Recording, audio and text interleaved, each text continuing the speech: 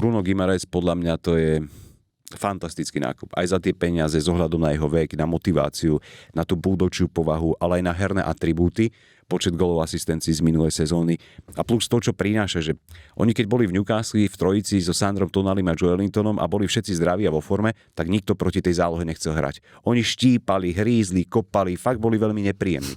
Takže v tomto smere myslím si, že to bude veľký prínos. No prečo prišiel? No tak si pozri minútaž Declana Ricea a Martina Zubimendiho z minulej sezóny. Len keď si zoberieš Premier League, obaja cez 3000 minút. Dvaja hráči z poľa na tých nosných pozíciách a Zubimendi zostal zatavený. On bol posledné 2 mesiace mimo. Čiže on prichádza práve preto s tým, že podľa mňa Arsenal tým jasne ukazuje, že má tie najvyššie ambície nielen v Premier League, ale aj v Champions League.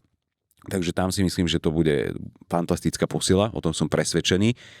I keď som zvedavý, to bola jedna dobrá myšlienka z toho predošlého podcastu Káva s expertom, že ako bude on kooperovať s tými väčšími menami, väčšími hviezdami. Ale už napríklad vidíš na tej šírke kádra, ako to pomáha aj Odegaardovi. Hej? Odegaard mne sa veľmi páčil v tom zápase a dúfam, že to bude ten Odegaard spred 2-3 rokov, než prišli tie zranenia, pretože vtedy bol nosný pilier a už cíti, že aj jemu tečie do topánok, pretože so zvedajú, čo bude s mladíkom Nwanerim, na krídlo tam máš Daumena, čiže aj domácich chlapcov tam máš a ten Arsenal má neskutočne nabuchaný káder.